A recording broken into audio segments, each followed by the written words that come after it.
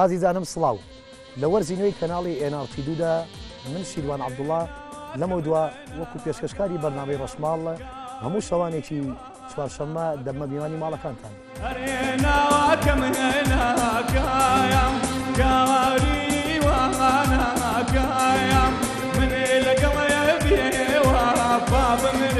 باوکی کاروان خەباتی ناوی چییە؟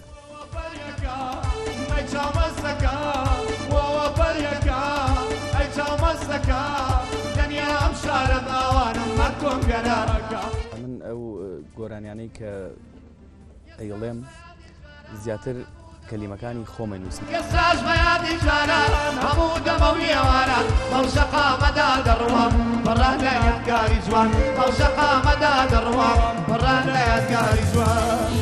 مەسیرم بۆ جوانیەکەی نەماوم بۆ لە نزەکەی لەگەڵ من داوات و ڕێی یا هەر دڵداری ناکەی تاکەی بە نسیب نابی دەستی پێ دەکەی دەمەم خستە دەمیەوە گرتم گۆشەی سینە.